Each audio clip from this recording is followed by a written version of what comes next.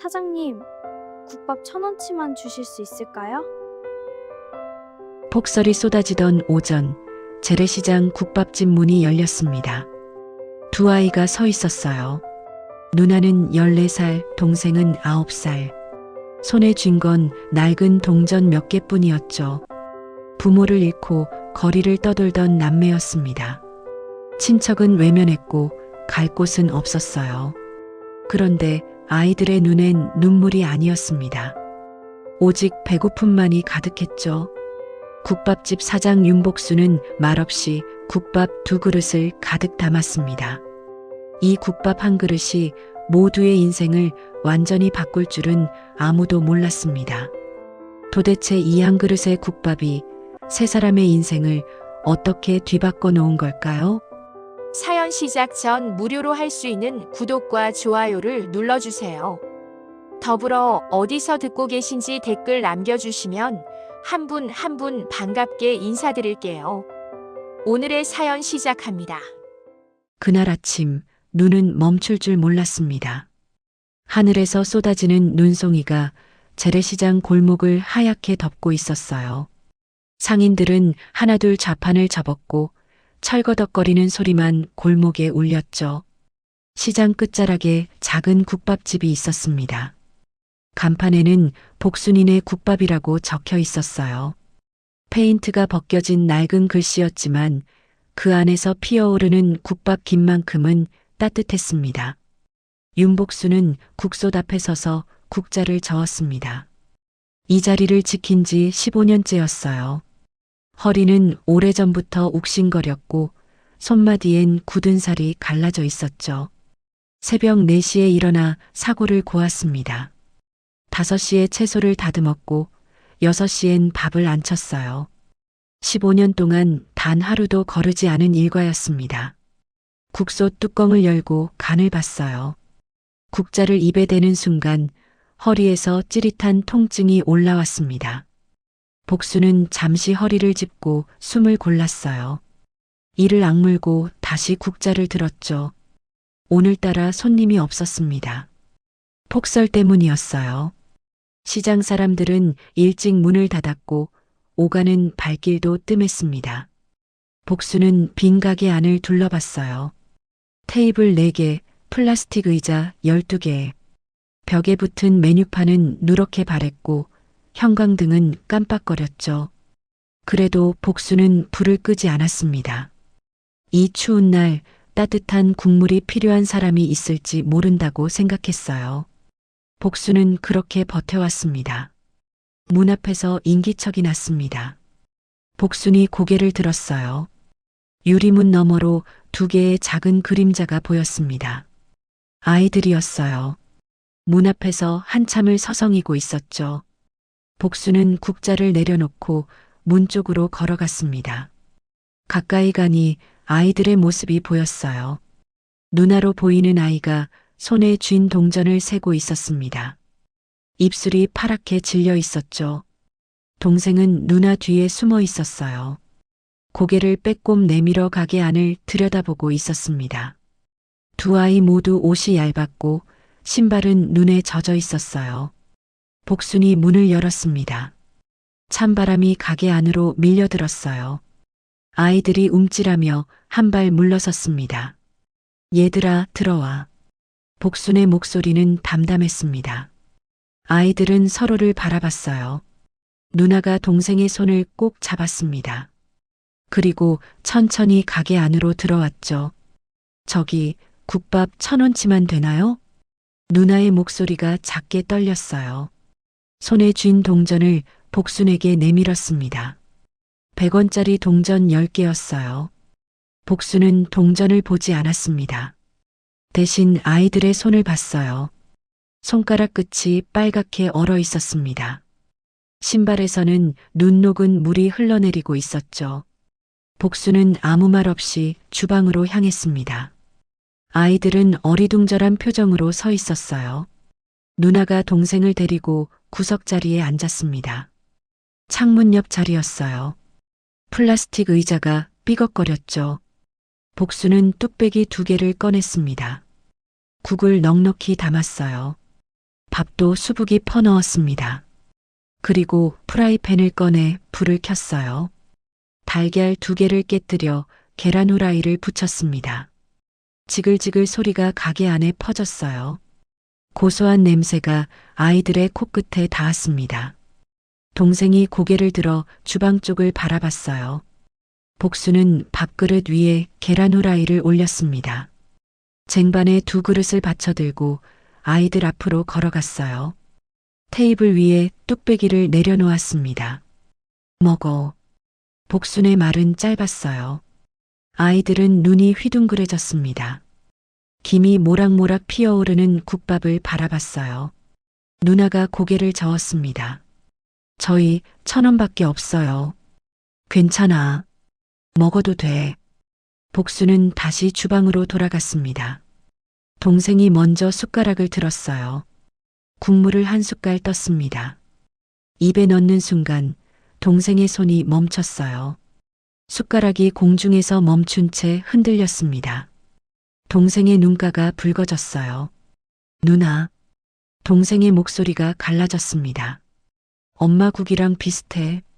누나는 대답하지 못했어요. 입술을 깨물고 고개를 숙였습니다. 복수는 주방에서 그 모습을 봤어요. 국자를 쥔 손에 힘이 들어갔습니다. 아이들이 먹는 동안 방해하고 싶지 않았어요. 복수는 조용히 시선을 돌렸습니다. 누나가 숟가락을 들었어요. 하지만 자신의 국밥은 먹지 않았습니다. 동생의 그릇에 건더기를 건져 넣었어요. 고기 1점, 무 1조각. 자기 몫을 동생에게 주고 있었죠. 동생이 고개를 저었습니다. 누나도 먹어. 괜찮아. 너 먼저 먹어. 누나의 목소리는 단호했어요. 하지만 숟가락을 쥔 손끝이 미세하게 떨리고 있었습니다. 배가 고프지 않을 리 없었어요. 그래도 누나는 동생을 먼저 먹였습니다. 복수는 그 모습을 물끄러미 지켜봤어요. 한참이 지났습니다. 아이들은 국밥을 다 비웠어요. 국물 한 방울, 밥알 하나 남기지 않았습니다. 누나가 자리에서 일어났어요. 손에 쥔 동전을 다시 내밀었습니다. 사장님, 여기요. 복수는 설거지를 하던 손을 멈췄어요. 행주에 손을 닦으며 아이들 앞으로 다가갔습니다. 안 줘도 돼. 네. 배고프면 또 와. 복순의 목소리는 여전히 담담했습니다. 누나가 고개를 저었어요. 아니에요. 저희 돈 있어요. 받으세요. 밥값은 나중에 받을게. 어른 되면 갚아. 복수는 그 말만 남기고 다시 주방으로 들어갔습니다. 아이들은 멍하니 서 있었어요. 동생이 누나의 손을 잡아당겼습니다. 누나, 우리 어떡해? 누나는 한참 복순의 뒷모습을 바라봤어요. 그리고 천천히 동전을 주머니에 넣었습니다. 가자. 아이들이 문을 열고 나갔습니다. 다시 찬바람이 불어왔어요. 복수는 문이 닫히는 소리를 듣고 고개를 들었습니다. 유리문 너머로 아이들의 뒷모습이 보였어요. 눈 속을 걸어가는 2개의 작은 그림자였습니다. 누나가 동생의 손을 꼭 잡고 있었죠. 복수는 빈자리를 바라봤어요. 아이들이 앉았던 의자가 비어 있었습니다. 테이블 위엔 깨끗이 비운 뚝배기 2개가 놓여 있었어요. 복수는 천천히 다가가 뚝배기를 들었습니다. 손에 남은 온기가 느껴졌어요. 복수는 뚝배기를 싱크대에 내려놓았습니다. 손바닥을 잠시 내려다봤어요. 따뜻함이 아직 거기 있었습니다. 그날 밤이었어요. 가게 문을 닫고 정리를 하던 복수는 앞치마 주머니에서 낡은 수첩을 꺼냈습니다. 연필을 들어 무언가를 적었어요. 날짜, 그리고 남매, 국밥 2 그릇이라고요. 왜 그랬는지 자신도 몰랐습니다. 그냥 적어두고 싶었어요. 가게 불을 끄고 밖으로 나왔습니다. 눈은 여전히 내리고 있었어요. 복수는 잠시 하늘을 올려다봤습니다. 차가운 눈송이가 얼굴 위로 떨어졌어요. 집으로 가는 길, 머릿속에서 아이들의 모습이 떠나지 않았습니다. 파랗게 질린 입술, 젖은 신발, 1,000원을 꼭 쥐고 있던 작은 손. 무엇보다 동생 그릇에 자기 몫을 건져주던 누나의 손끝이 자꾸 눈앞에 어른거렸어요. 복수는 걸음을 멈췄습니다. 뒤를 돌아봤어요. 멀리 가게의 간판이 보였습니다. 눈에 덮인 복순이네 국밥 간판이 희미하게 빛나고 있었어요. 내일도 올까? 복수는 혼자 중얼거렸습니다. 그리고 천천히 발걸음을 옮겼어요. 복수는 창밖을 한번 바라봤습니다. 눈이 조금씩 잦아들고 있었어요. 내일 아침이면 그칠 것 같았죠. 알람을 맞추고 이불 속으로 들어갔습니다. 부모가 없는 애들이었구나. 혼잣말이 입에서 새어나왔어요. 그날 밤 복수는 쉽게 잠들지 못했습니다. 저 아이들은 오늘 밤 어디서 자는 걸까요? 따뜻한 곳에 있긴 한 걸까요? 복수는 그 질문을 쉽게 떨쳐낼 수 없었어요. 그리고 한참이 지나 겨우 눈을 감았습니다. 아직 아무것도 시작되지 않은 것처럼 보였지만 그날이 진짜 시작이었어요. 그 예감은 틀리지 않았습니다. 다음 날 아침이었습니다. 복수는 평소처럼 새벽에 일어나 가게 문을 열었어요. 눈은 밤새 그쳤고 시장 골목엔 제설 작업이 한창이었죠. 국솥에 불을 올리고 재료를 손질하는데 문 앞에 인기척이 느껴졌습니다. 고개를 드니 어제 그 아이들이었어요. 유리문 앞에서 한참을 망설이고 있었습니다. 어제보다 더 조심스러운 모습이었죠. 복수는 칼을 내려놓고 문을 열었어요. 들어와. 아이들이 천천히 안으로 들어왔습니다. 누나가 먼저 허리를 숙여 인사했어요. 동생도 따라서 고개를 숙였죠. 어제 감사했어요. 누나의 목소리는 여전히 작았어요. 하지만 어제보다는 덜 떨렸습니다. 복수는 고개를 끄덕이고 주방으로 향했어요. 아이들은 어제와 같은 자리에 앉았습니다. 구석 테이블, 창문 옆 자리였어요. 동생이 두리번거리며 가게 안을 살폈습니다. 누나는 동생 옆에 바짝 붙어 앉았죠. 복수는 아무것도 묻지 않았습니다. 어디서 왔는지, 밥은 먹었는지, 어제 어디서 잤는지, 그냥 뚝배기 2개를 꺼내 국을 담았어요. 오늘도 넉넉히 밥도 수북이 퍼넣었습니다. 거기에 김치 한 접시를 더 얹었어요. 쟁반을 들고 아이들 앞으로 가며 복순이 말했습니다. 국물이랑 같이 먹으면 맛있어. 아이들이 복순을 올려다봤어요. 누나의 눈가가 붉어졌습니다. 사장님, 저희 오늘은 진짜 돈이 없어요. 알아. 복수는 그 말만 남기고 다시 주방으로 들어갔어요. 아이들은 서로를 바라봤습니다. 동생이 먼저 숟가락을 들었어요.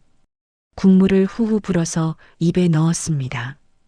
동생의 눈이 커졌다가 천천히 내려앉았어요. 누나. 동생이 누나를 불렀습니다. 엄마가 해준 음식이랑 비슷한 맛이야. 누나는 고개를 들지 않았어요. 숟가락을 든 손이 살짝 떨렸습니다. 잠시 후 누나도 국물을 한 숟갈 떴어요. 입에 넣는 순간 누나의 어깨가 굳었습니다. 눈을 꼭 감았어요. 한참 뒤에야 다시 눈을 떴습니다. 아무 말 없이 밥을 떴어요. 오늘은 어제처럼 허겁지겁 먹지 않았습니다. 한 숟갈 한 숟갈 뭔가를 음미하듯이요. 복수는 주방에서 설거지를 하며 그 모습을 지켜봤어요. 저 아이들에게 무슨 일이 있었던 걸까요? 부모는 어디 있는 걸까요? 하지만 묻지 않았습니다. 물어봐야 아이들만 힘들어질 테니까요. 밥을 다 먹은 아이들이 자리에서 일어났습니다. 누나가 테이블을 깨끗이 닦았어요. 빈 그릇을 가지런히 모아 싱크대 옆에 가져다 놓았습니다. 동생도 의자를 밀어 넣었어요. 복수는 행주를 어깨에 걸치고 아이들 앞으로 다가갔습니다. 이름이 뭐야? 한지우요. 동생은 한지훈이에요. 지훈이. 복수는 이름을 한번 되뇌었어요. 그리고 아이들의 얼굴을 찬찬히 바라봤습니다. 배고프면 언제든 와. 짧은 말이었어요. 엄마 밥이 생각날 때도 와. 그 말에 지훈이의 눈이 커졌습니다. 지훈은 입술을 깨물었어요.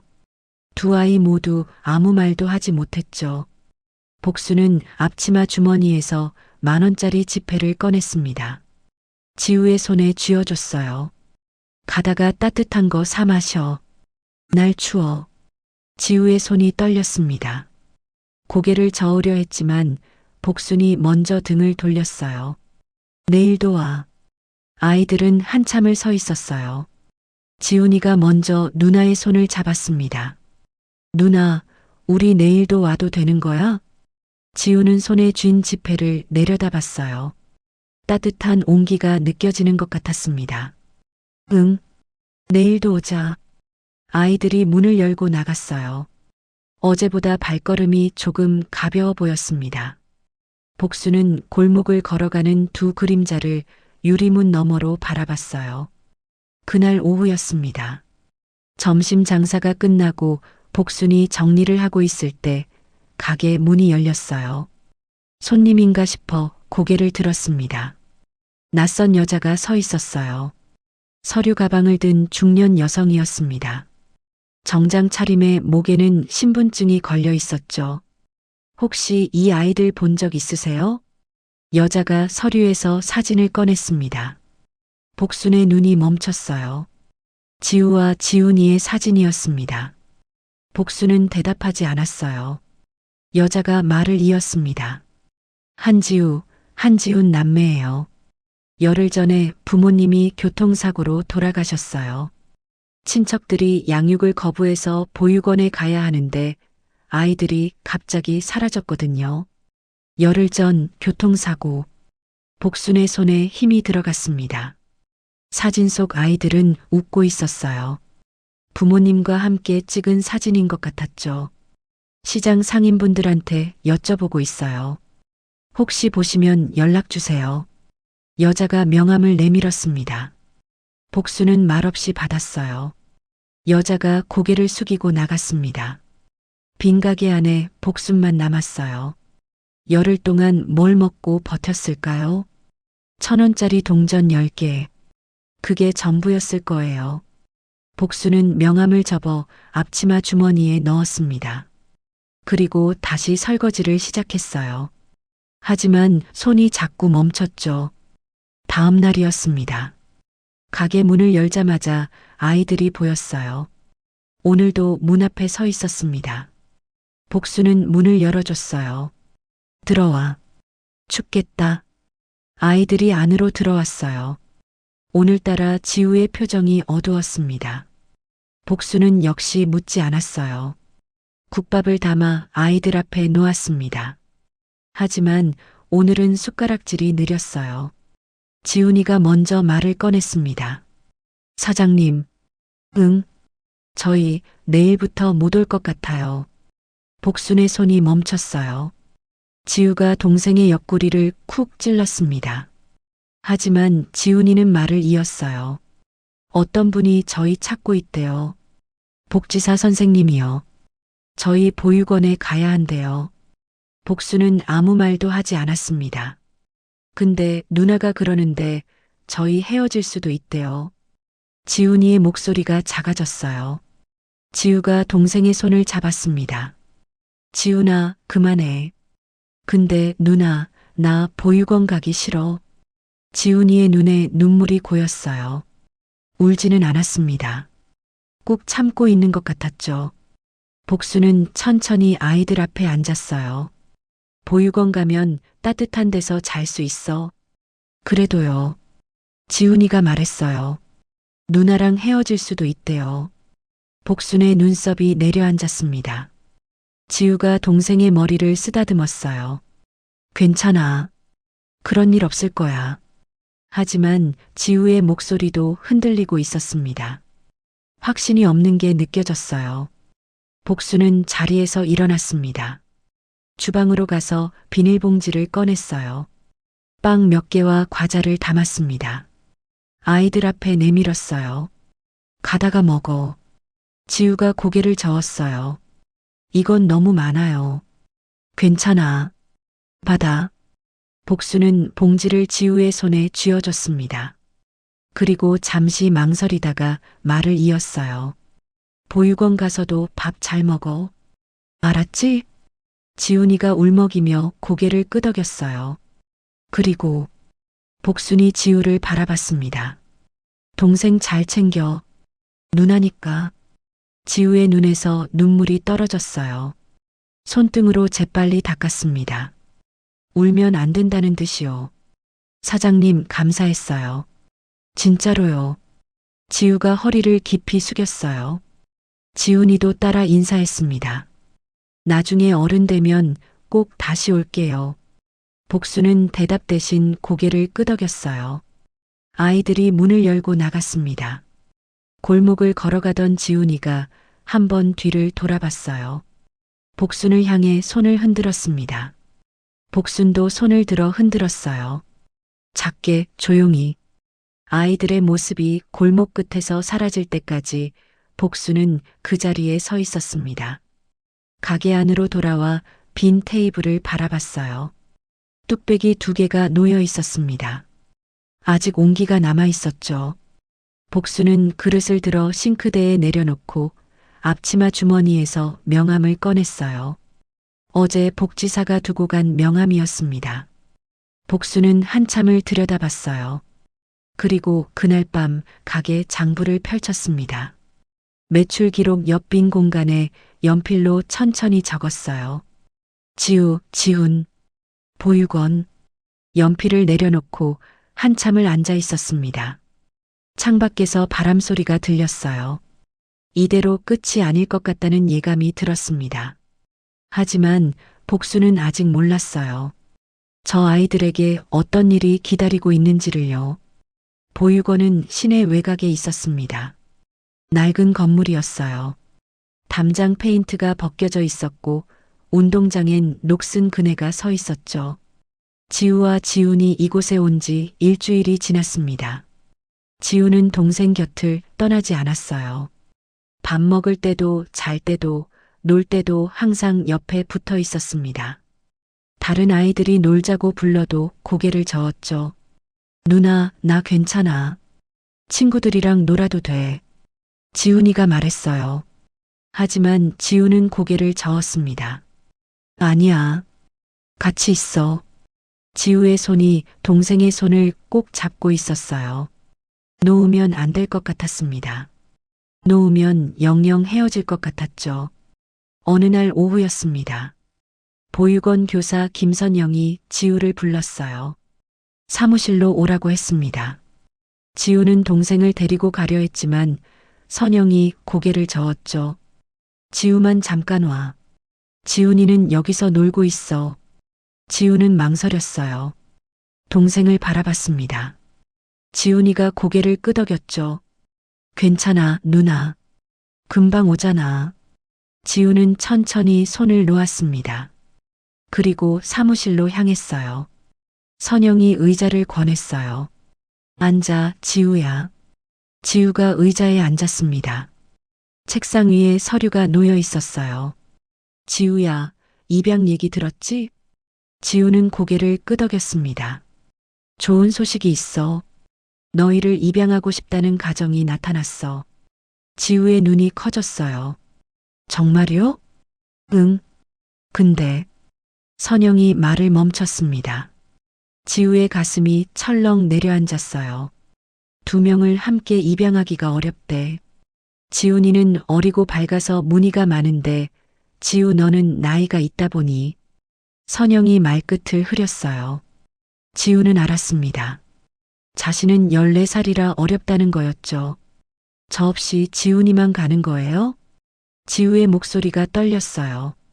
선영이 한숨을 내쉬었습니다. 아직 결정된 건 아니야.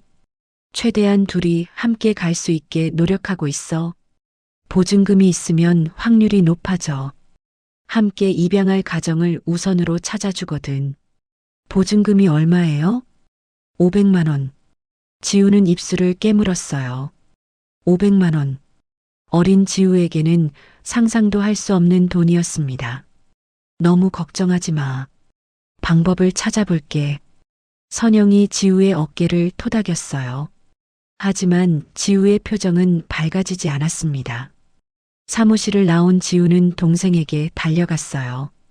지훈이가 그네 옆에 서 있었습니다. 지우는 아무 말 없이 동생의 손을 잡았어요. 꼭 놓지 않겠다는 듯이요. 누나, 무슨 얘기 들었어? 아무것도 아니야. 지우는 웃으려 했습니다. 하지만 입꼬리가 올라가지 않았어요. 그 시각 복수는 가게에서 국을 끓이고 있었습니다. 손이 자꾸 멈췄어요.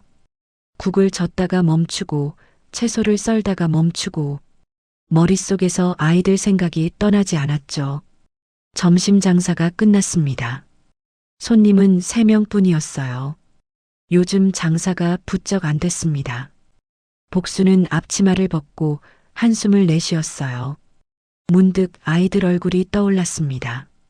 지훈이가 뒤돌아보며 손 흔들던 모습, 지우가 동생 손을 꼭 잡고 걸어가던 뒷모습, 저 아이들은 지금 어떻게 지내고 있을까요? 복수는 가게 문을 닫았습니다. 오늘은 일찍 문을 닫기로 했어요. 가야 할 곳이 있었거든요. 버스를 2번 갈아탔습니다. 낯선 정류장에서 내려 골목을 걸었어요. 한참을 걸으니 낡은 건물이 나타났습니다. 햇살 보육원. 복수는 대문 앞에서 멈췄어요. 안으로 들어갈까 말까 망설였습니다. 복수는 대문을 열지 못했습니다. 대신 담장 옆으로 걸어갔어요. 안이 보이는 작은 틈이 있었습니다. 운동장이 보였어요. 그네가 있었고 몇몇 아이들이 뛰어놀고 있었습니다. 복수는 눈을 크게 뜨고 살폈어요. 저기 있었습니다. 그네 옆에 2 아이가 서 있었어요. 지우와 지훈이었습니다. 지우가 동생의 손을 꼭 잡고 있었죠. 다른 아이들과 어울리지 않고 둘이서만 서 있었어요. 복순의 가슴이 먹먹해졌습니다. 저 아이는 왜 저렇게 동생 손을 꼭 잡고 있는 걸까요? 복수는 한참을 그 자리에 서서 바라봤어요. 다가가고 싶었지만 발이 떨어지지 않았습니다. 저기요. 뒤에서 목소리가 들렸어요. 복순이 돌아보니 중년 여성이 서 있었습니다. 보육원 직원인 것 같았죠. 누구 찾으세요? 아, 그냥 지나가다가. 혹시 시장 국밥집 사장님 아니세요? 지훈이가 얘기했어요. 복수는 대답하지 못했어요. 여자가 손을 내밀었습니다. 저는 여기 교사 김선영이에요. 잠깐 얘기 나눌까요? 2 사람은 건물 옆 벤치에 앉았습니다. 선영이 먼저 입을 열었어요. 아이들이 사장님 얘기 많이 해요. 밥 챙겨주셔서 고마웠다고. 복수는 고개만 숙였습니다. 근데 아이들 상황이 좀 어려워요.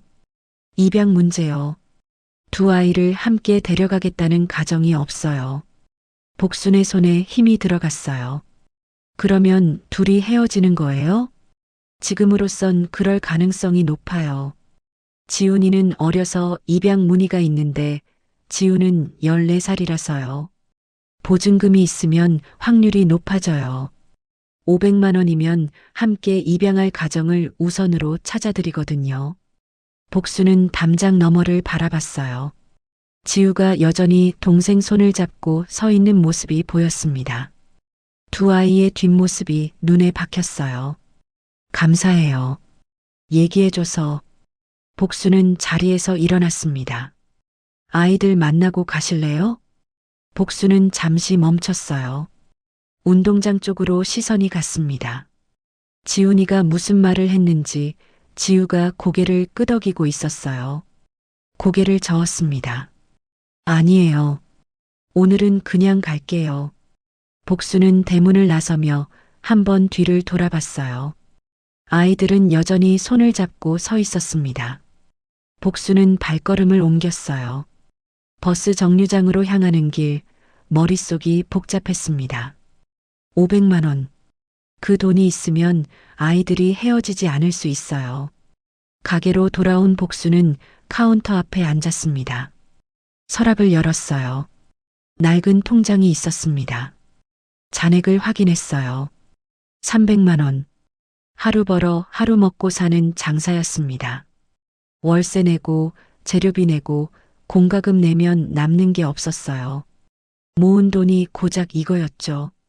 서랍 속을 더 뒤졌습니다. 봉투가 나왔어요. 열어보니 고지서들이었습니다. 월세 고지서 80만 원, 병원비 영수증, 허리 치료비 20만 원. 복수는 고지서들을 통장 옆에 나란히 놓았어요. 500만 원이 필요했습니다. 200만 원이 모자랐어요. 복수는 한참을 앉아 있었습니다. 동생 손을 꼭 잡고 있던 지우의 모습이 떠올랐어요. 누나 옆에 바짝 붙어 서 있던 지훈이의 모습도요. 둘이 헤어지면 얼마나 힘들까요? 복수는 통장을 다시 들었습니다. 숫자를 한참 바라봤어요. 이 돈을 쓰면 남는 게 없었습니다. 월세도 밀리고 병원도 못 가게 될 거예요. 하지만 복수는 눈을 감았어요. 그리고 천천히 고개를 끄덕였습니다. 해야지. 작은 혼잣말이었어요. 복수는 통장을 가방에 넣었습니다. 모자라는 돈은 어떻게든 마련해야 했습니다. 가게 불을 끄고 밖으로 나왔어요. 차가운 바람이 볼을 스쳤습니다. 복수는 하늘을 올려다봤어요. 저 아이들이 헤어지지 않을 수 있다면. 복수는 발걸음을 옮겼습니다. 하지만 복수는 몰랐어요. 자신이 낸 돈으로도 운명을 완전히 바꿀 수는 없다는 거리요. 며칠 뒤 복수는 다시 보육원을 찾았습니다. 이번에는 봉투를 들고 왔어요. 안에는 500만 원이 들어 있었습니다. 300만 원은 통장에서 뺐고 200만 원은 개를 깨서 마련했어요. 복수는 사무실 문을 두드렸습니다. 선영이 문을 열었어요. 복순을 보고 눈이 커졌습니다. 사장님, 어떻게 오셨어요? 드릴 게 있어서요. 복수는 봉투를 내밀었습니다. 선영이 고개를 갸웃거렸어요. 이게 뭐예요? 입양 보증금이요. 500만 원 있어요. 선영의 입이 벌어졌습니다. 봉투를 받아들고 한참을 바라봤어요. 사장님, 이 돈이 지우랑 지훈이 함께 갈 수 있게 해주세요. 복순의 목소리는 담담했습니다. 하지만 봉투를 쥐었던 손끝이 미세하게 떨리고 있었어요. 사장님, 정말 괜찮으세요? 괜찮아요. 근데 부탁이 하나 있어요. 뭔데요? 아이들한테 제 얘기하지 마세요. 선영이 멈칫했습니다. 왜요? 아이들이 알면 고마워할 텐데. 그러니까요. 고마워하면 부담되잖아요. 저는 그냥 국밥집 아줌마예요. 그걸로 충분해요. 선영은 한참 복순을 바라봤어요. 그리고 천천히 고개를 끄덕였습니다. 알겠어요. 익명으로 처리할게요. 고마워요. 복순은 허리를 숙여 인사했습니다. 그리고 돌아섰어요. 사장님. 네. 좋은 분이시네요. 복순은 대답하지 않았어요. 어색하게 웃고 발걸음을 옮겼습니다. 건물을 나서며 복순은 운동장 쪽을 바라봤어요. 저 멀리 아이들이 보였습니다.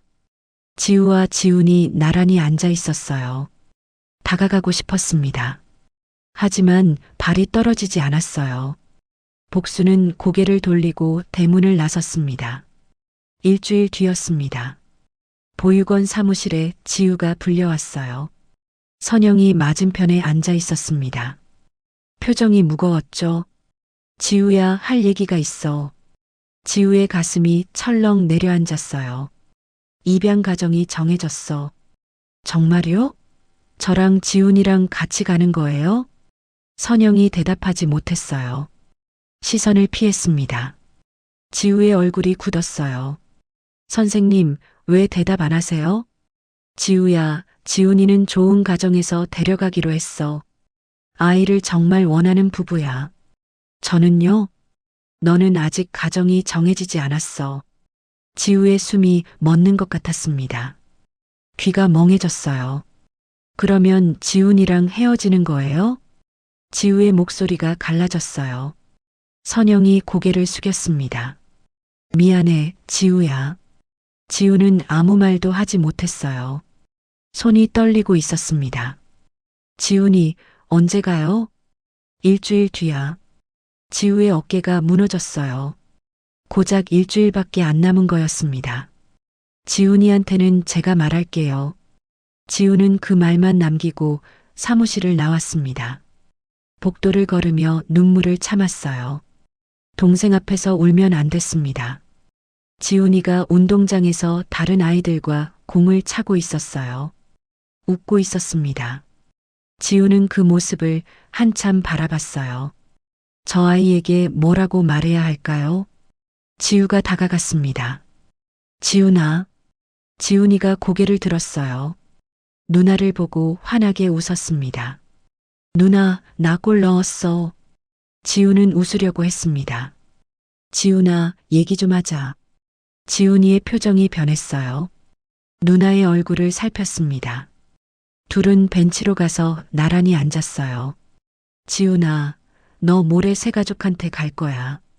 지훈이의 눈이 커졌습니다. 진짜? 누나랑 같이? 지훈은 대답하지 못했어요. 지훈이의 표정이 굳어졌습니다. 누나? 나는 아직이야. 지훈이가 누나의 손을 꽉 잡았어요. 그러면 나도 안 가. 누나랑 같이 갈 거야. 지훈아, 그러면 안 돼. 좋은 엄마 아빠가 너를 기다리고 있어. 싫어. 누나 없으면 싫어. 지훈이의 눈에 눈물이 고였어요. 지훈은 동생을 안았습니다. 누나도 금방 갈게. 약속해. 진짜? 응. 금방 만나. 거짓말이었어요. 언제 다시 만날 수 있을지 지우도 몰랐습니다. 하지만 그 말밖에 할 수 없었어요. 일주일 뒤 아침이었습니다. 보육원 현관 앞에 차 한 대가 서 있었어요. 지훈이를 데리러 온 차였습니다. 지우와 지훈이가 현관 앞에 서 있었어요. 손을 꼭 잡고 있었습니다. 입양 부모가 다가왔어요. 온화해 보이는 부부였습니다. 여자가 지훈이 앞에 쪼그려 앉았어요. 안녕, 지훈아. 이제 우리랑 같이 가자. 지훈이는 대답하지 않았어요. 누나의 손을 더 꽉 잡았습니다. 지훈아. 지우가 동생을 바라봤어요. 눈가가 붉었지만 울지 않았습니다. 가야 해. 싫어. 지훈아, 부탁이야. 지우의 목소리가 갈라졌어요. 누나, 금방 올 거지? 지우는 입술만 달싹거렸어요. 응, 금방 갈게. 억지로 웃으려 했습니다. 눈물이 볼을 타고 흘러내렸죠. 약속해. 지훈이가 새끼손가락을 내밀었어요. 지우도 새끼손가락을 걸었습니다. 약속? 선영이 다가왔어요. 지훈아, 이제 가야 해. 지훈이가 누나를 바라봤습니다. 손을 놓지 않으려 했어요. 선영이 부드럽게 지훈이의 손을 이끌었습니다. 손이 떨어졌어요. 천천히 손가락 하나씩. 지훈은 그 장면을 바라봤습니다. 숨을 쉴 수가 없었어요. 지훈이가 차에 올랐어요. 창문으로 누나를 바라봤습니다. 손을 흔들었어요. 지우도 손을 들어 흔들었습니다. 억지로 웃으면서요. 차가 천천히 움직였습니다. 지훈이의 얼굴이 작아졌어요. 손 흔드는 모습이 점점 멀어졌습니다.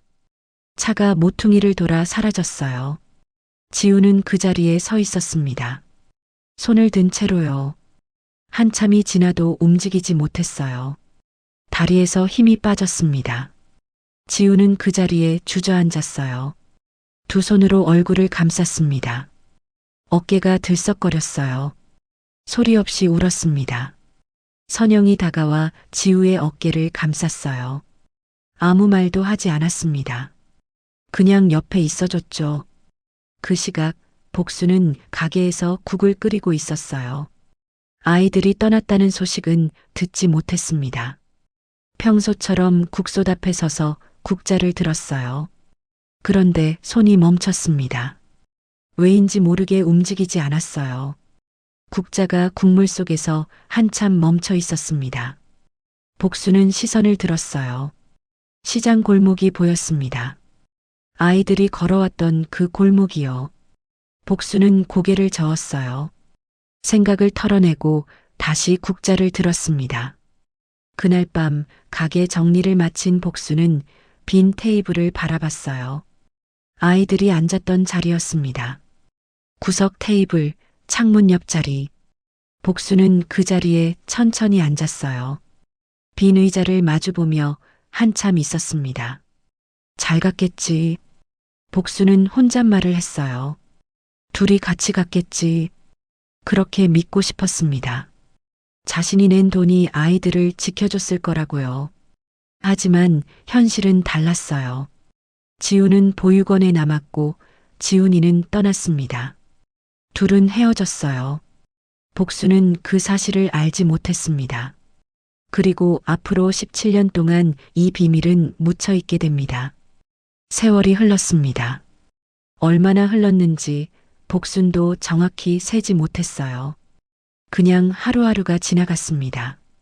새벽에 일어나 국을 끓이고 손님을 맞고 밤에 정리하고 그렇게 17년이 흘렀죠. 시장은 예전 같지 않았습니다. 복순이 처음 가게를 열었을 때만 해도 시장은 북적였어요. 아침마다 사람들로 가득 찼고 저녁까지 손님이 끊이지 않았죠. 하지만 지금은 달랐습니다. 시장 근처에 대형마트가 생기면서 손님이 확 줄었어요. 젊은 사람들은 마트로 갔고 시장을 찾는 건 노인들 뿐이었습니다. 빈 점포가 하나둘 늘어났어요. 옆집 생선 가게가 문을 닫았고 건너편 반찬 가게도 떠났습니다. 시장 골목이 점점 한산해졌죠. 그러던 어느 날이었습니다. 시장 입구에 커다란 현수막이 걸렸어요. 재개발 추진 구역 지정 안내. 복수는 가게 문을 열다가 그걸 봤습니다. 재개발. 몇 년 전부터 소문은 돌았거든요. 하지만 이렇게 공식적으로 붙은 건 처음이었어요. 그날부터 시장 분위기가 달라졌습니다. 상인들이 삼삼오오 모여 이야기를 나눴어요. 걱정하는 사람, 기대하는 사람, 화내는 사람. 반응은 제각각이었죠. 복수는 아무 말도 하지 않았습니다. 그냥 가게로 돌아가 국솥 앞에 섰어요. 손님이 오면 밥을 내고 안 오면 기다렸습니다. 그게 복순이 할 수 있는 전부였어요. 고지서가 날아왔습니다. 80만 원이던 월세가 150만 원으로 올랐어요. 복수는 고지서를 들고 한참을 서 있었습니다. 요즘 하루 매출이 얼마나 되는지 알고 있었어요. 좋은 날은 20만 원, 안 좋은 날은 5만 원. 월세 내고 재료비 내면 남는 게 거의 없었습니다. 복수는 고지서를 접어 서랍에 넣었어요. 생각해봐야 달라지는 건 없었습니다. 일단 오늘 장사를 해야 했죠. 어느 날 오후 가게 문이 열렸어요. 양복을 입은 남자가 서 있었습니다. 시장 번영회장 이정철이었어요. 60대 초반의 남자로 시장에서 가장 큰 건물을 가지고 있었고 재개발 추진의 중심에 있는 사람이었죠. 사장님, 잠깐 얘기 좀 합시다. 정철이 맞은편 의자에 앉았어요. 복수는 행주로 손을 닦으며 다가갔습니다. 재개발 추진 중이잖아요. 상인들 대부분이 동의했어요. 사장님 가게도 정리하시는 게 좋을 것 같아요. 보상금 받고 다른 데서 다시 시작하시면 되잖아요. 전 여기서 계속할 거예요. 정철의 눈썹이 올라갔어요. 고집 부리지 마세요. 어차피 철거될 건데. 철거되면 그때 생각할게요. 복수는 다시 국솥 앞으로 돌아갔어요. 정철이 한숨을 내쉬었습니다. 사장님, 현실적으로 생각해 보세요. 저 나쁜 사람 아니에요. 복수는 대답하지 않았습니다. 국자를 들어 국을 저었어요. 정철이 자리에서 일어났습니다. 잘 생각해 보세요. 시간 없어요. 정철이 나가고 가게 안이 조용해졌어요. 여기를 떠나라고요. 수십 년을 지킨 자리를요. 복수는 고개를 저었습니다. 그해 겨울, 복순의 허리가 더 나빠졌어요. 예전부터 아프긴 했습니다. 하지만 요즘은 아침에 일어나기가 힘들었어요. 허리를 펴는 데만 5분이 걸렸죠. 이를 악물고 일어나도 온몸에 땀이 났습니다. 병원에 가야 한다는 건 알았어요. 하지만 갈 수 없었습니다. 지난번에 갔을 때 의사가 MRI를 찍어보자고 했거든요. 비용이 30만 원이라고 했죠. 복수는 괜찮다고 하고 나왔어요. 대신 약국에서 파스를 사다 붙이고 진통제를 먹으며 버텼습니다. 밤마다 가게 정리를 혼자 했어요. 국솥을 씻고 바닥을 쓸고 테이블을 닦았습니다. 허리가 아파서 중간중간 쉬어야 했어요. 예전에는 1시간이면 끝났는데 지금은 2시간이 걸렸습니다. 정리를 마치고 불을 끄려는데 문득 구석 테이블이 눈에 들어왔어요. 창문 옆 자리였습니다. 오래전에 아이들이 앉았던 자리였어요. 그 애들 잘 컸겠지. 아무도 없는 가게 안에서 복순이 중얼거렸습니다. 지우와 지훈이 헤어진 뒤로 소식을 들은 적이 없었어요. 어디서 어떻게 사는지 행복한지 복수는 아무것도 몰랐습니다. 그냥 잘 살고 있기를 바랐어요. 따뜻한 데서 밥 먹고 좋은 사람들 만나서요. 가게 불을 끄고 밖으로 나왔습니다. 시장 골목이 어두웠어요. 가로등 하나가 깜빡거리고 있었죠. 허리가 욱신거렸지만 참았습니다. 집까지 걸어가는 동안 복수는 생각했어요. 얼마나 더 버틸 수 있을까요? 이 몸으로 이 가게를 얼마나 더 지킬 수 있을까요? 봄이 왔습니다. 하지만 복순에게 봄은 오지 않았어요. 재개발 압박은 더 심해졌고 손님은 더 줄었습니다. 어느 날 오후 다시 정철이 찾아왔어요. 이번에는 서류를 들고 왔습니다. 테이블 위에 펼쳐놓았어요. 사장님, 철거 날짜 정해졌어요. 다음 달 말까지예요. 여기 동의서에 서명하시면 보상금 나와요. 복수는 서류를 내려다봤습니다. 어려운 단어들이 빼곡했어요. 서명 안 하면 어떻게 되는데요? 강제 철거 들어가요. 그러면 보상금도 못 받아요. 복수는 서류를 밀어냈습니다. 생각해 볼게요. 생각할 시간 없어요. 이번 주 안에 결정하세요. 저도 어쩔 수 없어요. 위에서 누르니까. 정철이 나가고 복수는 서류를 바라봤습니다. 다음 달 말, 1달 반밖에 안 남았어요. 수십 년을 지킨 가게였습니다. 수많은 손님을 맞았죠. 이 자리를 떠나는 건 생각해 본 적이 없었어요. 복수는 국솥에 손을 올렸습니다. 낡고 바닥이 닳아 얼룩진 국솥이었어요. 하지만 복순에게는 그 무엇보다 소중했습니다. 차가운 쇠 느낌이 손바닥에 닿았어요. 그날 밤 복수는 불도 끄지 않고 빈 테이블들을 바라봤습니다. 창밖으로 시장 골목이 보였어요. 텅 비어 있었습니다. 예전에는 밤에도 사람들이 오갔는데 지금은 아무도 없었죠. 피곤했어요. 몸도 피곤했고 마음도 피곤했습니다. 포기하고 싶지 않았어요. 이 자리를 지키고 싶었습니다. 하지만 몸이 말을 듣지 않았어요. 세상도 복순 편이 아니었죠. 복순은 천천히 일어났습니다. 허리에서 욱신거리는 통증이 올라왔어요. 이를 악물고 가게 불을 끄고 밖으로 나왔습니다. 시장 골목에 바람이 불었어요. 1달 반. 그 안에 모든 게 결정될 거였습니다. 그런데 그보다 먼저 복순의 몸이 먼저 결정을 내리고 말았습니다. 철거 예정일이 다가왔습니다. 복순은 마지막까지 가게를 열기로 했어요. 문 닫는 날까지 장사를 하겠다고 마음먹었습니다. 오랫동안 지켜온 자리였으니까요. 그날 새벽 복수는 평소보다 일찍 일어났습니다. 3시 반이었어요. 몸이 무거웠지만 억지로 일어났습니다. 오늘은 마지막 장사니까 제대로 해야 했어요. 가게에 도착해서 불을 켰습니다. 형광등이 깜빡거렸어요. 오래된 형광등이었죠. 바꿔야 한다고 생각하면서도 바꾸지 못했습니다. 이제는 바꿀 필요도 없어졌어요. 물을 썰고 팔을 다듬고 손이 저절로 움직였습니다. 하지만 오늘따라 손끝에 힘이 없었어요. 허리가 욱신거렸습니다. 며칠 전부터 통증이 심해졌어요. 진통제를 먹어도 잘 듣지 않았습니다. 하지만 병원에 갈 시간이 없었어요. 마지막 장사를 해야 했으니까요. 아침이 밝았습니다. 손님이 1명, 2명 들어왔어요. 단골들이었습니다.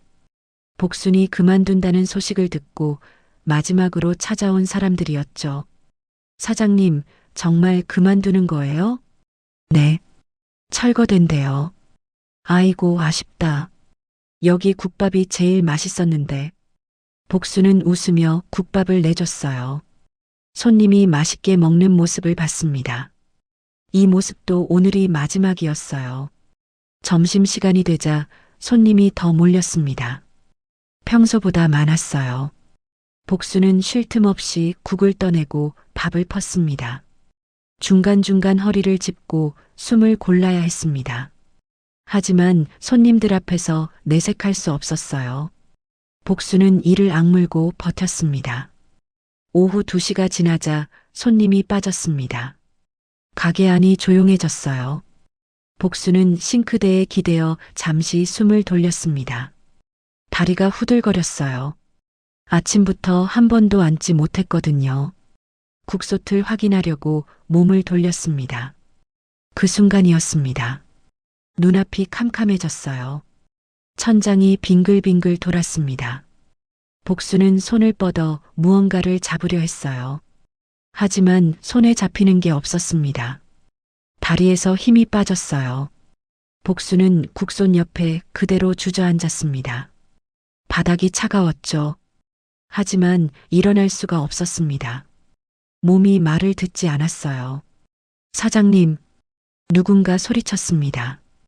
옆 가게 주인이었어요. 복순이 쓰러지는 걸 봤던 거죠. 사장님, 괜찮으세요? 정신 차리세요. 복수는 대답하려 했어요. 하지만 입이 움직이지 않았습니다. 눈앞이 점점 어두워졌어요. 119 불러, 빨리. 그 소리가 멀어졌습니다. 복수는 천천히 눈을 감았어요. 떴을 때 하얀 천장이 보이는 낯선 곳이었어요. 복수는 고개를 돌렸습니다. 하얀 벽, 하얀 침대, 삐삐 소리가 나는 기계. 병원이었어요. 정신이 드세요? 간호사가 다가왔습니다. 복수는 몸을 일으키려 했어요. 움직이시면 안 돼요. 아직 링거 맞고 계세요. 복수는 팔을 내려다봤어요. 주사 바늘이 꽂혀 있었습니다. 제가 왜 여기 있어요? 가게에서 쓰러지셨대요. 과로랑 영양실조래요. 오래 굶으셨어요? 복수는 대답하지 못했어요. 요즘 밥 먹는 걸 자주 잊었습니다.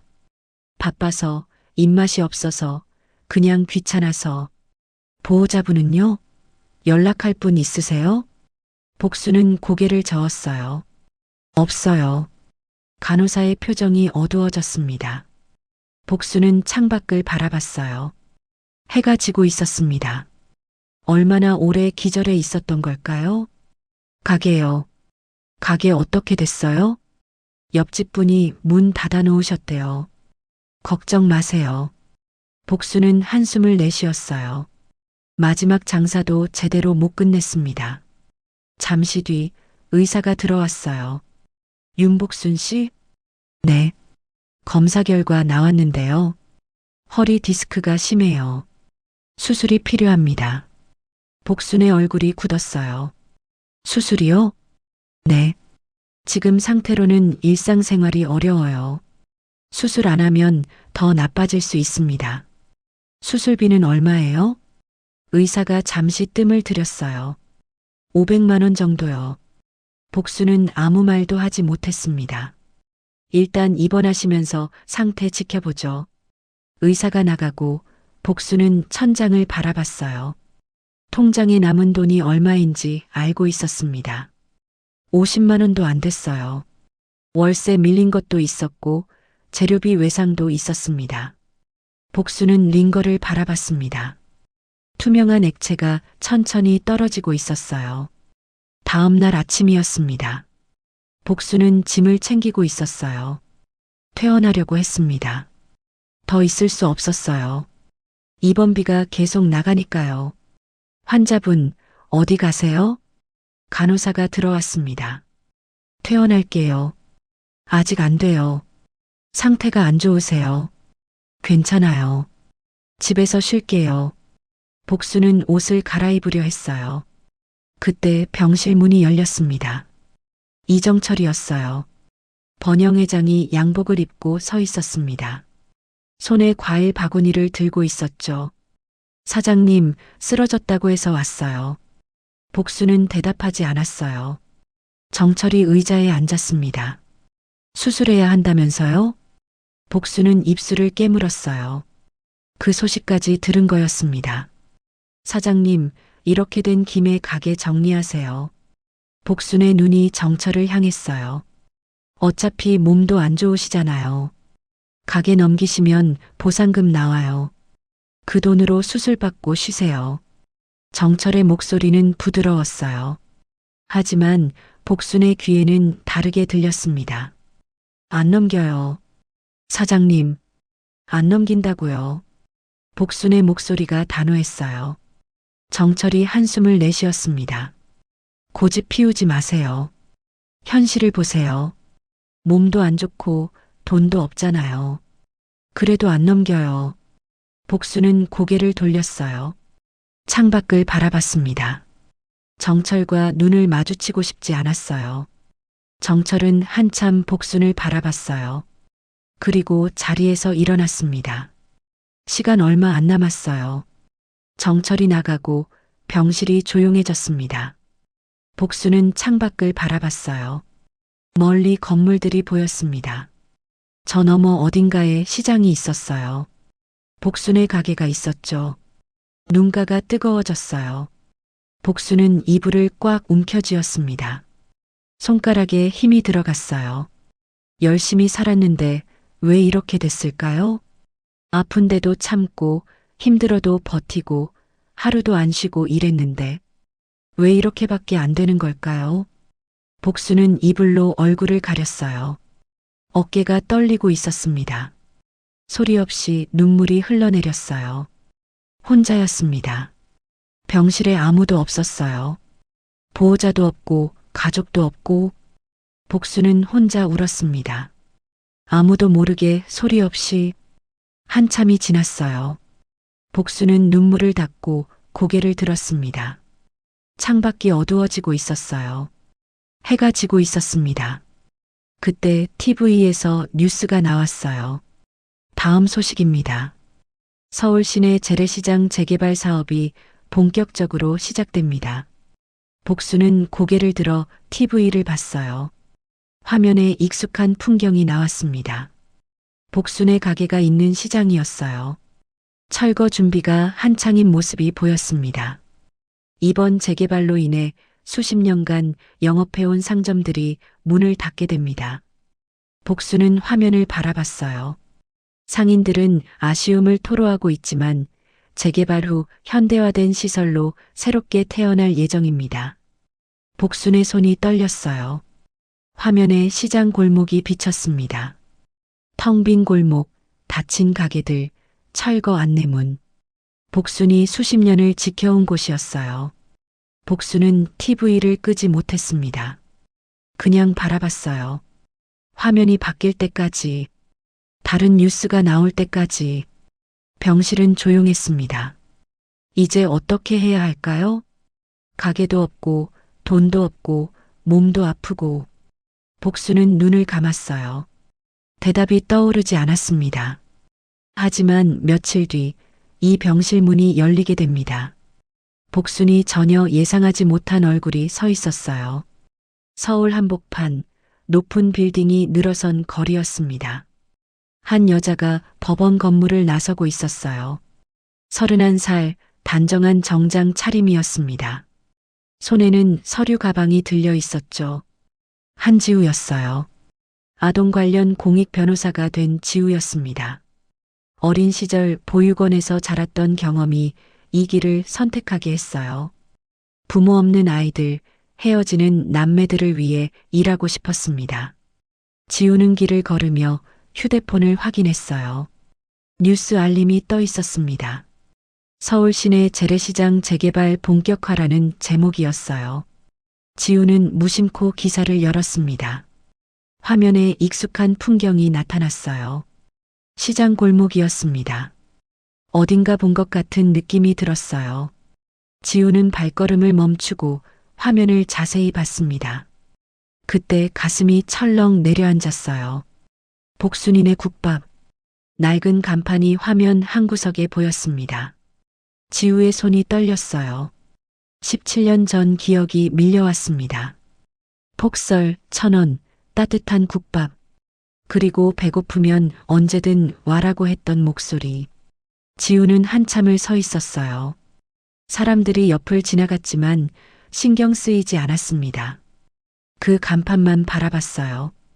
그 사장님, 아직 거기 계신 걸까요? 같은 시각, 다른 곳에서도 누군가 그 기사를 보고 있었습니다. 26살 청년이었어요. 고급 레스토랑의 주방에서 셰프복을 입고 서 있었습니다. 동생 한지훈이었어요. 외식 브랜드를 일으킨 사업가가 된 지훈이었습니다. 어린 시절 먹었던 그 국밥의 기억이 요리사의 길로 이끌었죠. 입양 가정에서 자라며 공부했고 요리학교를 나와 사업을 시작했어요. 지훈은 휴대폰 화면을 바라봤습니다. 재개발 기사 속에 시장 사진이 있었어요. 지훈의 눈이 한 곳에 멈췄습니다. 복순이네 국밥. 그 글씨를 보는 순간 머릿속에서 무언가가 터졌어요. 9살 때의 기억이 쏟아졌습니다. 엄마 국이랑 비슷하다고 했던 그 맛. 계란 후라이를 올려줬던 손. 그리고 누나와 함께 앉았던 구석자리. 지우는 주방을 나왔어요. 복도에서 전화기를 꺼냈습니다. 연락처를 뒤졌어요. 누나 번호를 찾았습니다. 손가락이 떨렸어요. 누나와는 몇 년 전에 겨우 연락이 닿았습니다.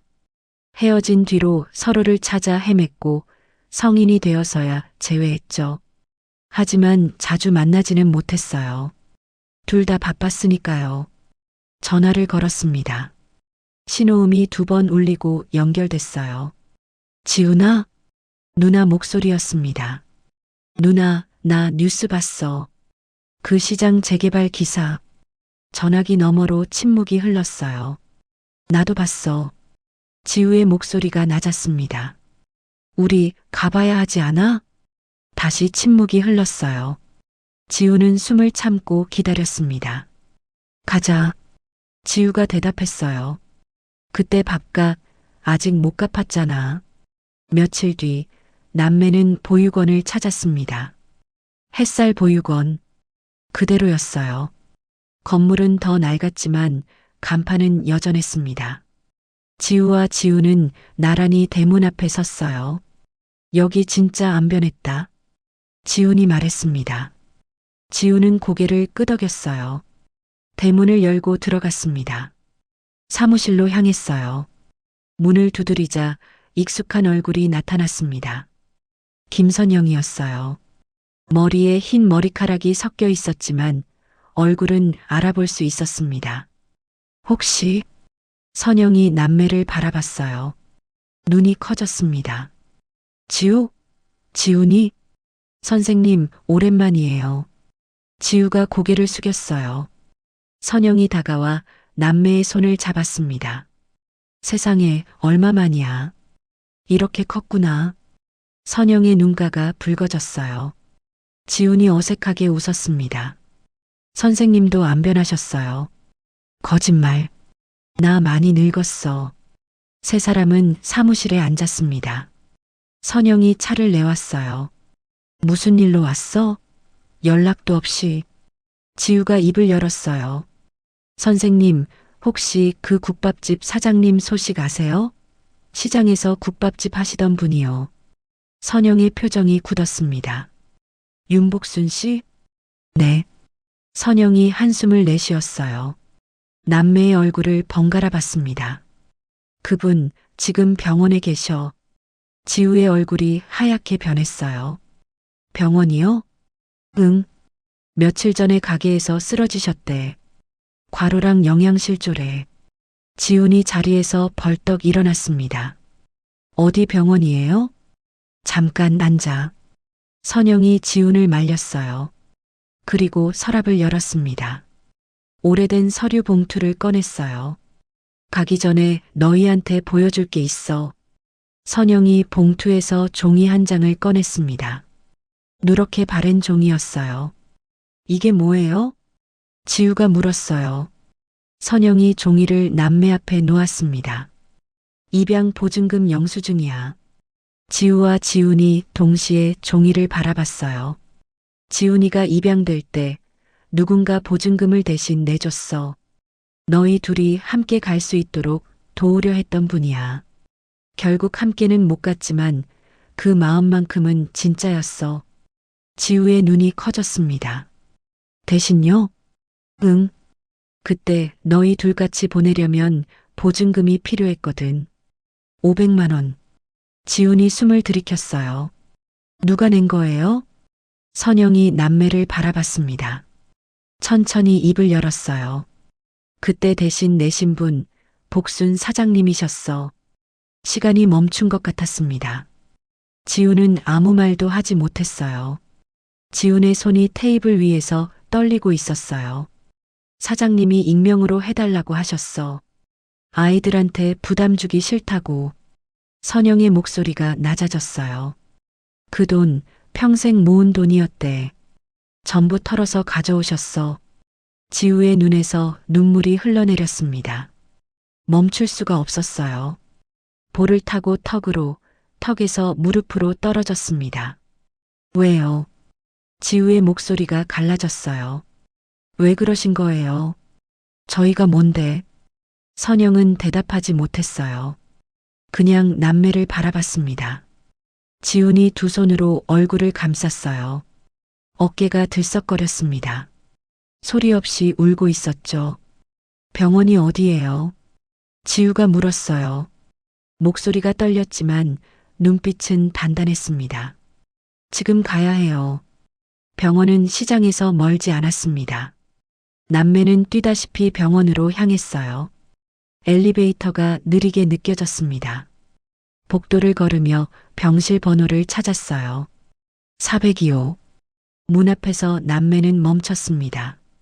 지우가 지훈을 바라봤어요. 지훈이 고개를 끄덕였습니다. 문을 열었어요. 병실은 조용했습니다.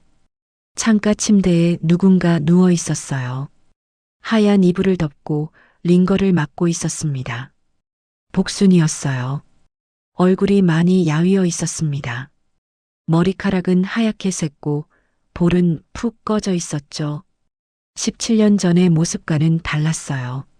복순이 고개를 돌렸습니다. 낯선 사람들이 서 있었어요. 복순은 눈을 가늘게 떴습니다. 누구세요? 복순의 목소리는 가늘었어요. 남매를 알아보지 못했습니다. 지우가 천천히 다가갔어요. 침대 옆에 섰습니다. 복순을 내려다봤어요. 사장님. 복순이 지우를 바라봤어요. 여전히 알아보지 못하는 눈빛이었습니다. 저 지우예요. 한지우. 복순의 눈이 천천히 커졌어요. 그리고 이쪽은 지훈이고요. 지훈이 다가왔습니다. 복순 앞에 섰어요. 사장님, 기억 안 나세요? 1,000원 들고 와서 국밥 먹었던 애들이요. 복순의 입술이 떨렸어요. 눈동자가 흔들렸습니다. 기억을 더듬는 것 같았어요. 그리고 천천히 눈가에 물기가 고였습니다. 지훈이? 복순의 목소리가 갈라졌어요. 남매가 고개를 끄덕였습니다. 네, 저희예요. 복순은 남매를 바라봤습니다. 손이 이불 위에서 떨리고 있었죠. 이렇게 컸구나. 이렇게 멋진 어른이 됐구나. 복순의 눈에서 눈물이 한 줄 흘러내렸어요. 지우가 봉투를 꺼냈습니다. 선영에게 받은 영수증이었어요. 복순 앞에 내밀었습니다. 이거 사장님이 내신 거라면서요. 복순의 눈이 영수증을 향했어요. 잠시 멈칫했습니다. 그리고 고개를 돌렸어요. 그거 그냥. 복순은 말끝을 흐렸어요. 지우의 눈에서 다시 눈물이 흘러내렸습니다. 왜요?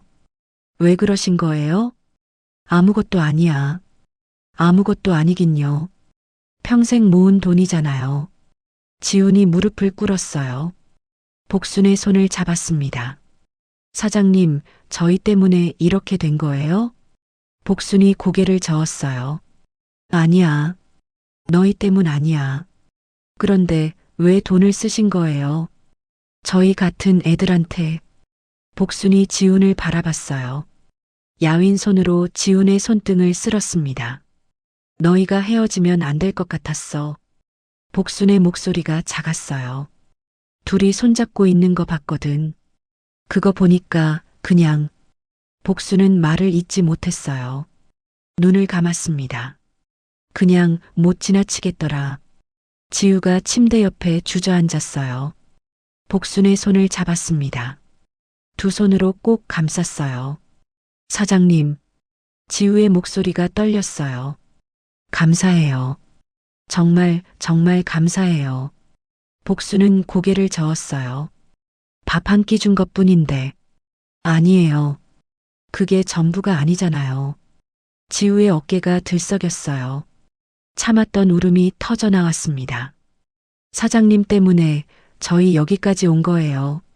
지훈도 울고 있었어요. 소리 없이 눈물이 흘러내렸습니다. 복수는 말 대신 손을 꼭 잡아주었어요. 그게 전부였습니다.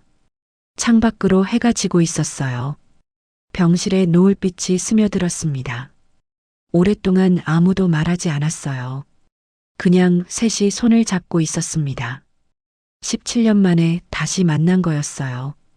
그리고 이제 진짜 시작이었습니다. 병실에서의 밤은 길었습니다. 하지만 이제 복수는 혼자가 아니었어요. 지우와 지훈이 번갈아 병실을 지켰습니다. 밤새 옆에 앉아 있었죠. 너희 가서 쉬어. 괜찮아. 복순이 말했어요. 하지만 남매는 고개를 저었습니다. 안 돼요. 여기 있을 거예요. 지우의 목소리는 단호했어요. 복수는 더 이상 말하지 못했습니다. 수술이 잡혔어요. 허리 디스크 수술이었습니다. 복순이 거절하려 했지만 지훈이 먼저 수술비를 냈어요. 사장님, 이건 제가 갚는 거예요. 무슨 소리야? 내 돈인데. 제 돈 아니에요. 사장님이 저한테 빌려준 거예요. 17년 전에요. 복수는 입술만 달싹거렸어요. 말이 나오지 않았습니다. 수술은 성공적이었어요. 의사가 회복실에서 설명했습니다. 잘 됐다고, 이제 무리만 안 하면 된다고요. 복수는 천천히 눈을 떴어요. 흐릿한 시야에 두 얼굴이 보였습니다. 사장님, 정신 드세요? 지우의 목소리였어요. 복수는 고개를 끄덕였습니다. 잘 됐대요. 이제 회복만 하시면 돼요. 복순의 눈가가 뜨거워졌어요.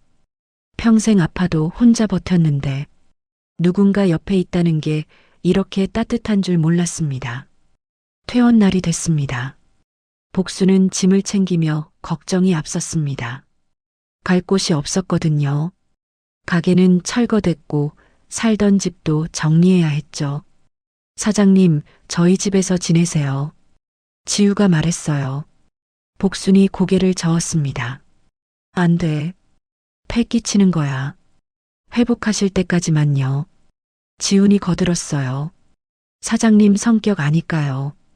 오래 있으라는 거 아니에요. 몸 나을 때까지만요. 복수는 한참을 망설였어요.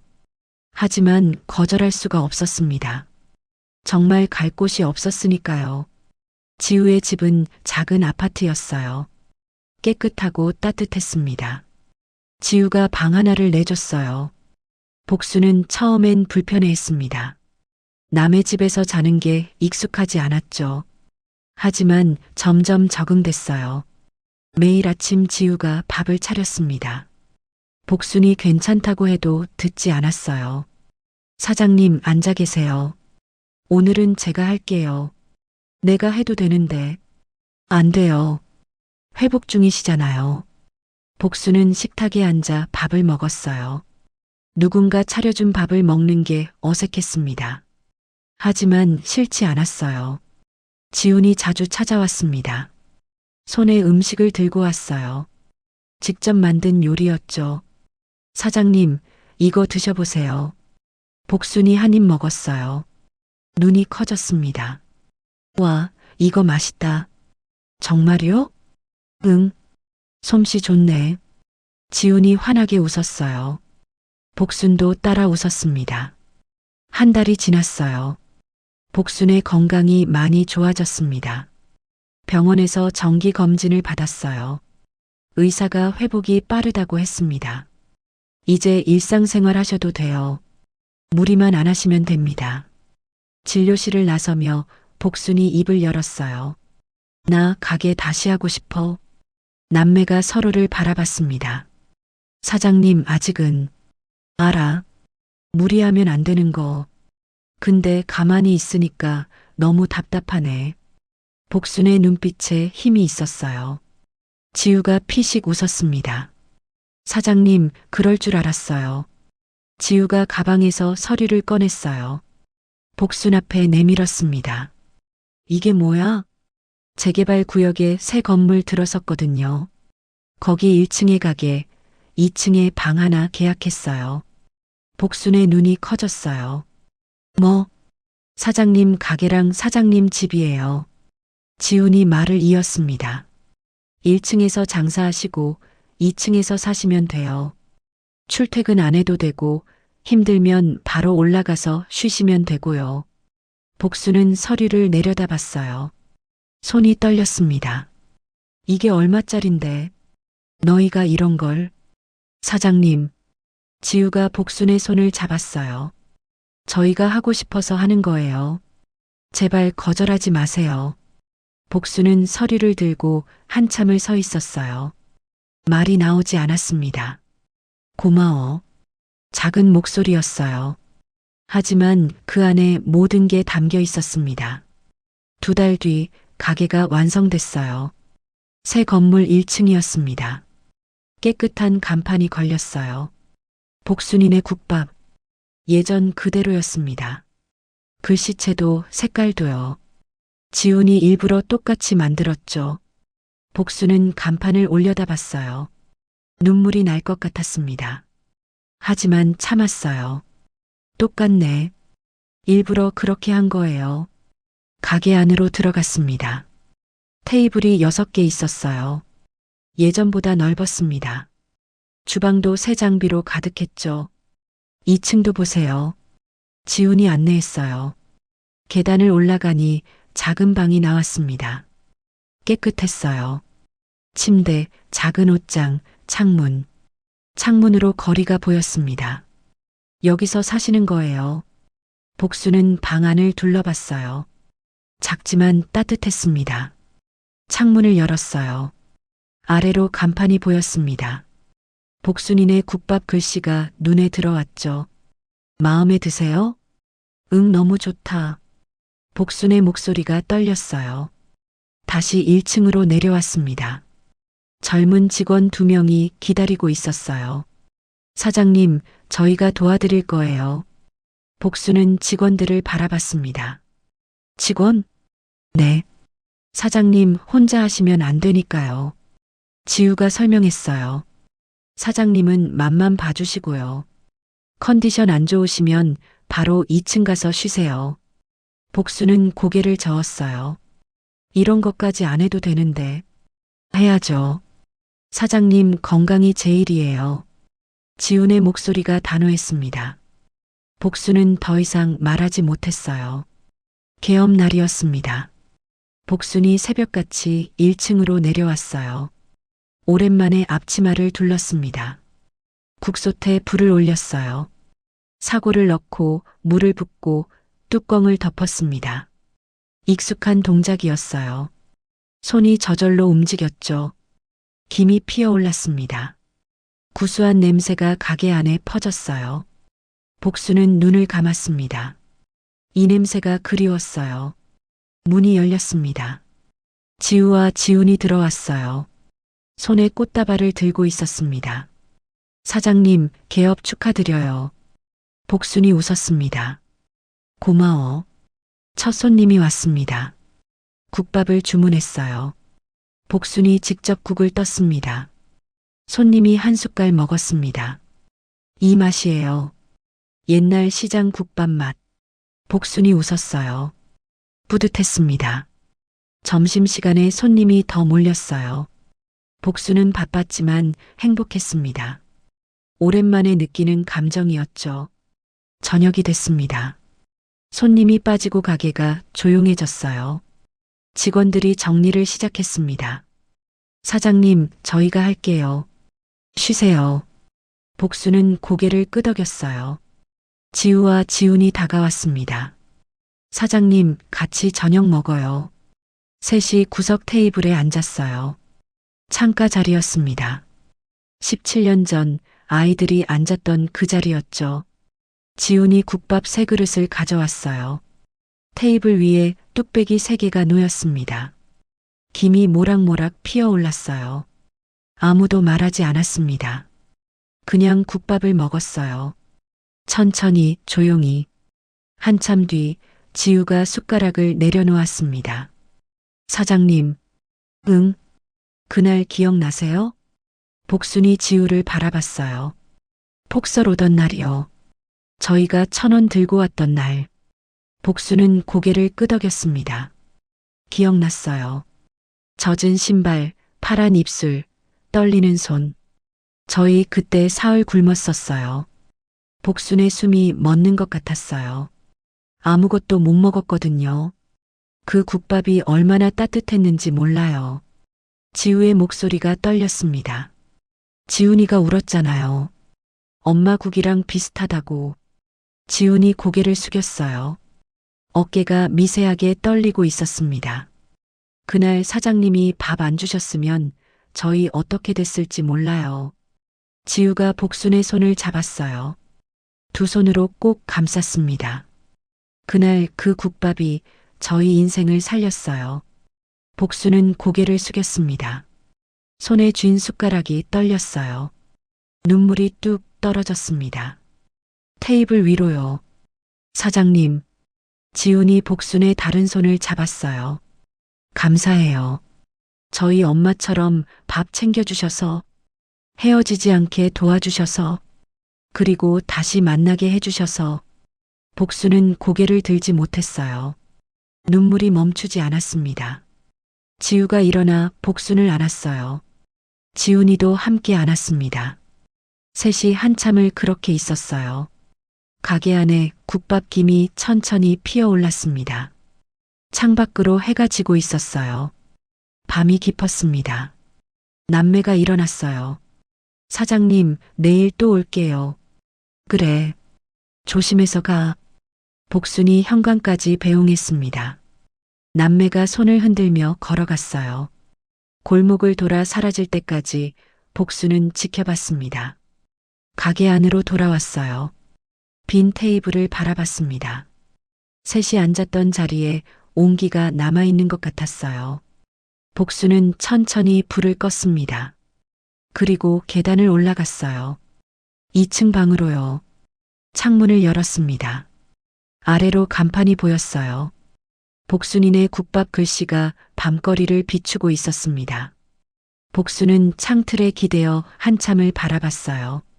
잘했네, 그때. 작게 중얼거렸습니다. 17년 전 폭설 오던 날. 1,000원을 들고 온 아이들에게 국밥을 내밀었던 순간 그때는 아무 생각이 없었어요. 그냥 배고파 보이는 아이들이 안쓰러웠을 뿐이었죠. 그게 이렇게 돌아올 줄은 몰랐습니다. 복수는 창문을 닫았어요.